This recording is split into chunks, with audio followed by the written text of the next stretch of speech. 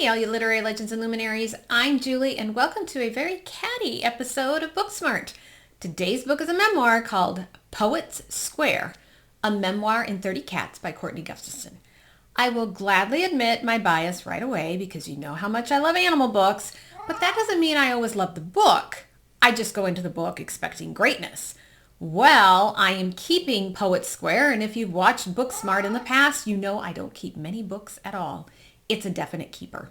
So first off, I don't follow social media. I do not watch TikTok or have an Instagram account, so I had no idea these Poet Square cats were trending.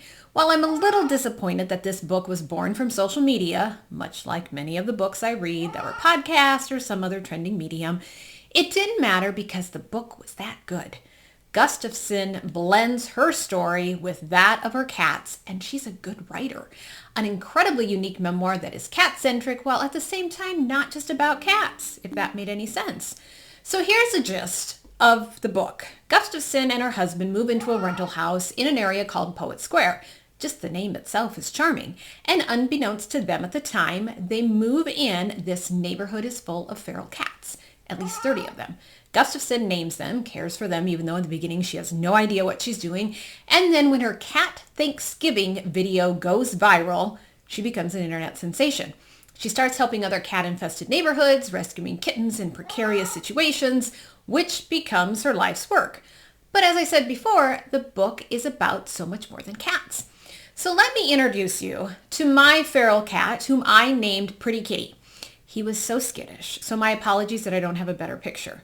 My husband said I was overreacting to how majestic Pretty Kitty was, but even a pizza delivery guy oohed and awed over the cat and said, "That's a majestic looking cat." I understood Gustafson immediately, her attachment to these feral cats, her angst over their whereabouts, her worry about their condition. I tried to catch Pretty Kitty but couldn't. I left a bowl of food and water right outside the door. My own cat Kippy was not amused when I shared his treats. When we moved, I was most distraught over Pretty Kitty, believe it or not. I worried about what would happen to him, who would feed him, who would take care of him.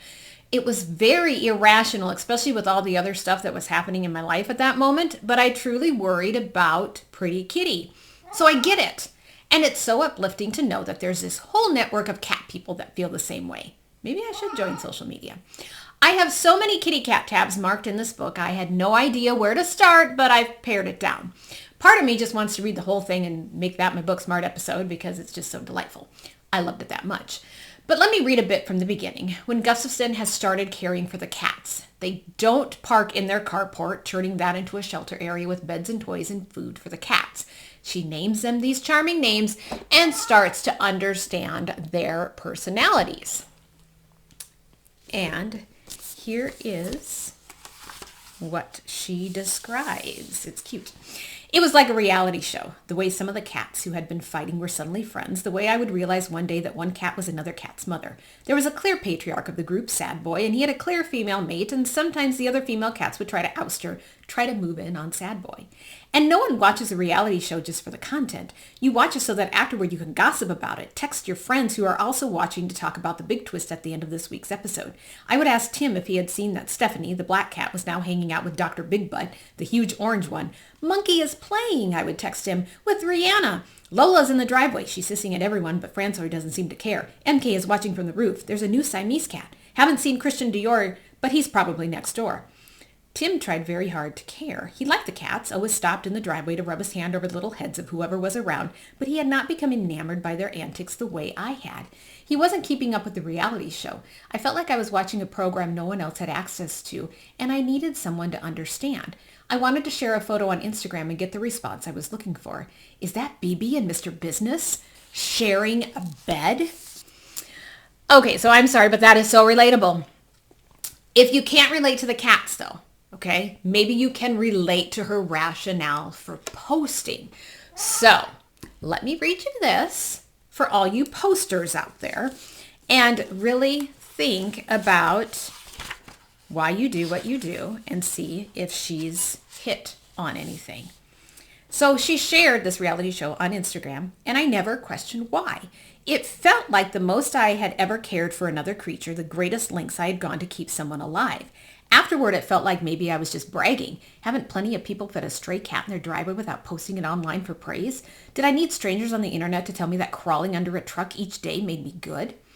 It would be years before I really considered what my motivations had been and tried it on to see if it felt true. I started an Instagram account for the cats because I wanted people to think I'm good. Does that resonate with any of you out there? So here's what I'm getting at. Poet Square is about so much more than cats. The cat story move her stories along, and each chapter acts as its own theme, a story that centers on a time in Gustafson's life that connects to a specific cat and or cat experience. But part of the reason I love the book so much was because these stories are so universal and profound and make you think about your own life and society as a whole. Part of Gustafson's point, an idea she reveals during her own therapy, is how animals behave and that we as humans behave in the same patterns. Survival, mating, security, all those same things trigger us to behave in certain ways. There's a cat called Monkey, a cat that Gustafson labels a bully in the beginning, but then Monkey turns out to be one of her favorites. Here's what she says, and I quote, "Everything I knew about Monkey when she was starving had nothing to do with what she actually was. Everything I thought was her personality was just the way she was trying to survive." How often do we apply this to people? I teach at a juvenile detention center, and trust me, I see this firsthand all the time. Would we be more compassionate if we understood this? Gustafson writes a powerful chapter on slut shaming of cats. Can you believe that people actually talk about cats and other animals this way? Yikes. It's biology, and this chapter really showcases the power of spaying and neutering in your pets.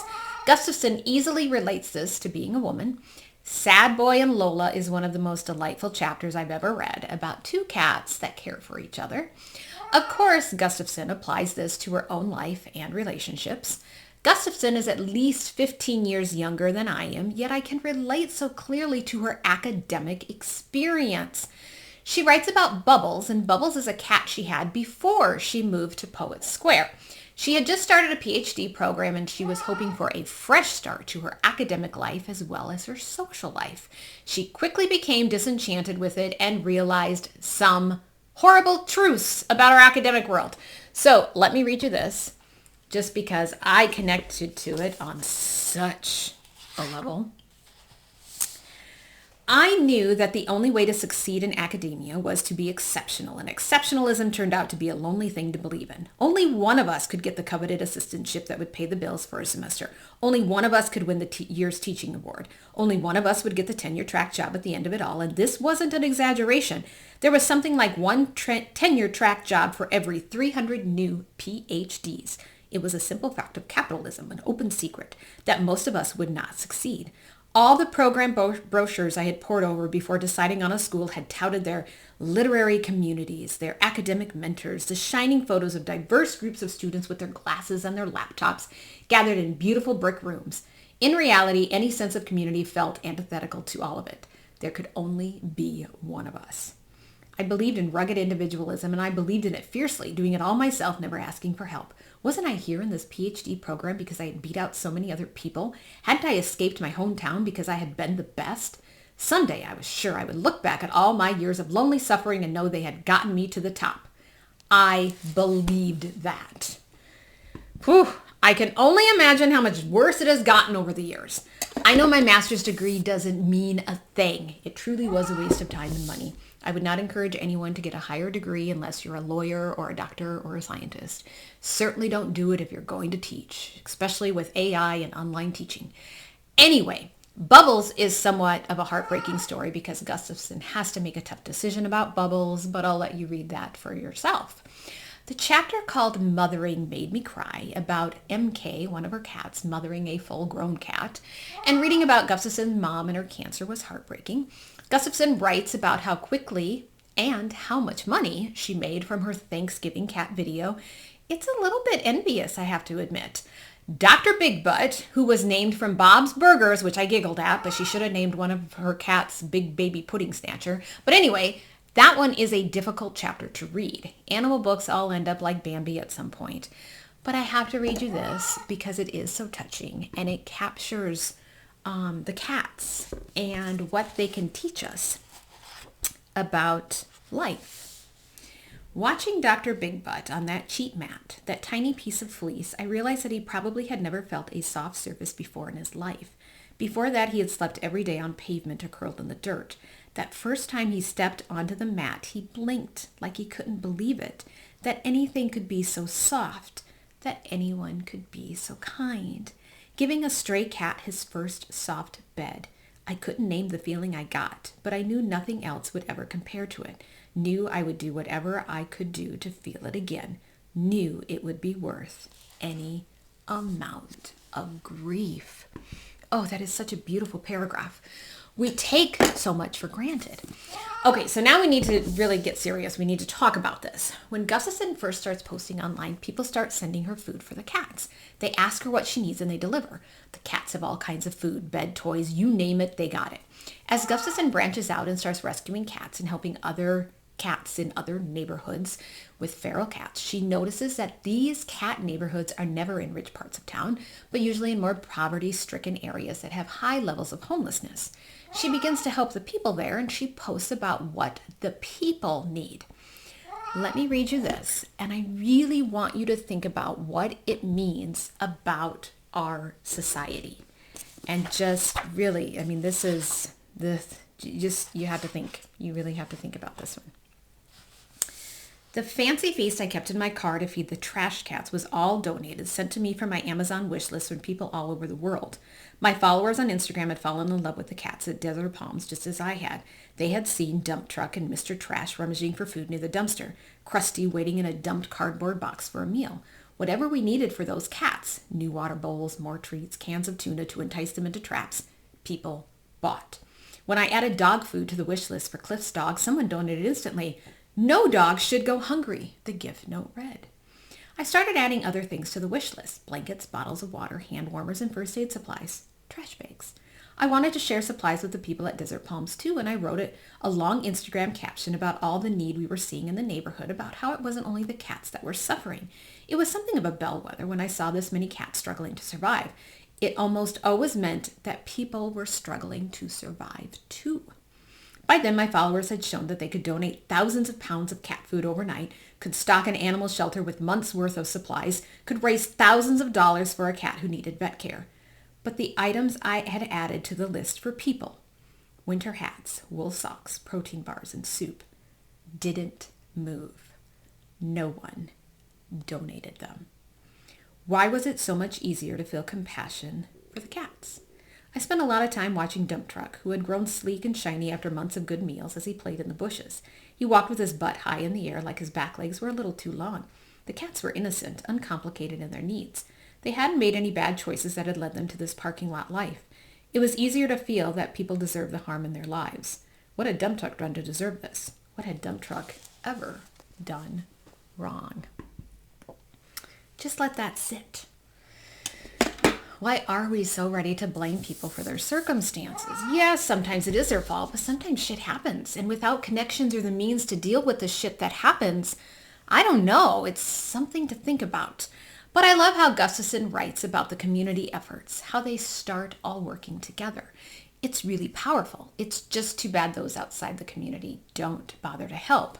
And on a side note, it is interesting that Gustafson's GoFundMe account for her house on Poets Square reached $50,000 in just 4 hours so that she could buy the house they were renting, yet no one buys homeless people blankets. Anyway, as a makeup and hot roller obsessed person, I have to read you a part from the chapter called Letting Myself Go. Gustafson has turned into the stereotypical crazy cat lady wearing cat shirts and covered in grime as she rescues cats.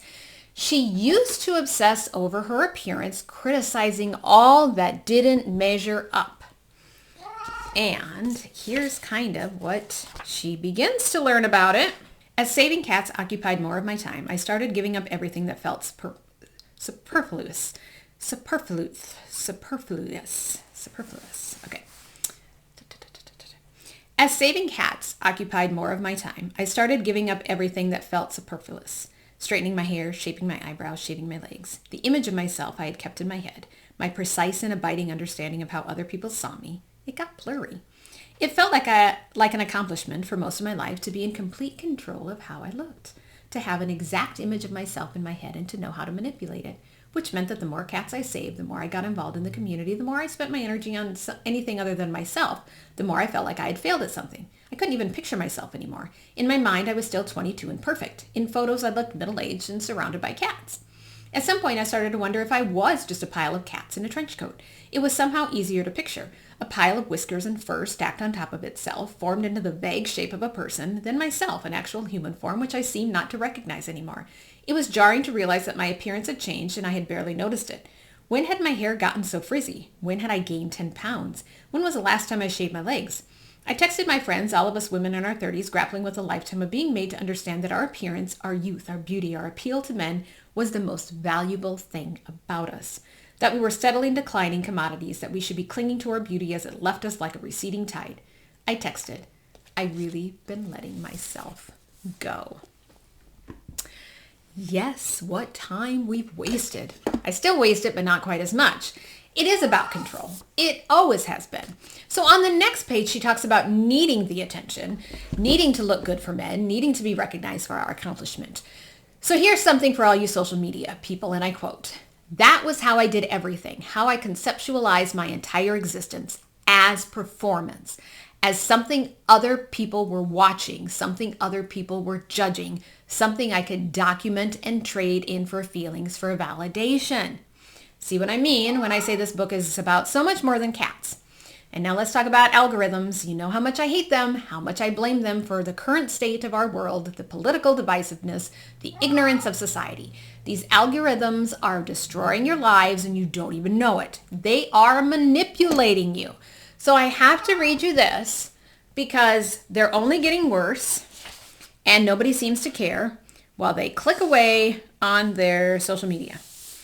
For all the time I spent on TikTok making cat videos, I also spent time scrolling the TikTok FYP, the For You page, a never-ending feed of videos chosen by an algorithm just for me. Sometimes the algorithm made wild assumptions about the kind of content I wanted to consume. Sometimes it was clear that the only thing TikTok knew about me for sure was that I was a woman.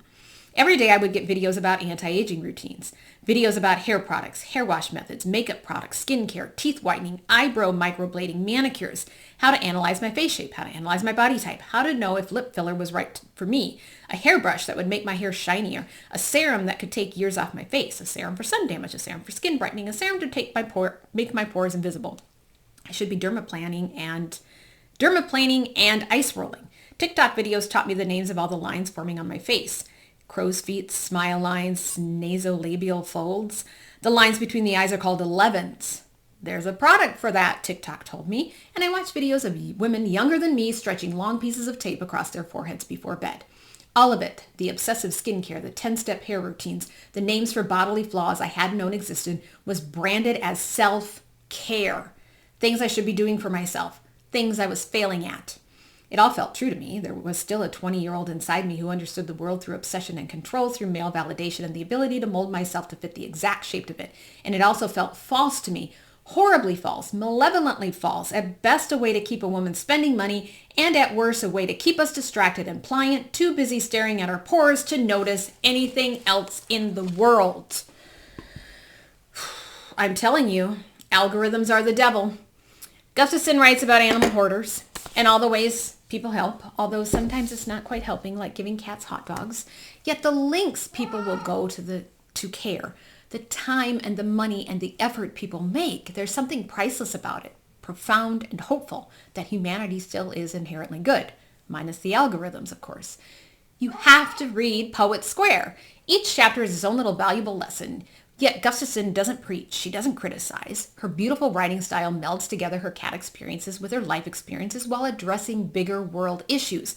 Questions why we are the way we are, and that we have so much to learn, that something like cats can teach us so much, that there are ways to make our world a better place, that make us better people, that enrich our lives beyond capitalism and ridiculous ideas of beauty and those algorithms.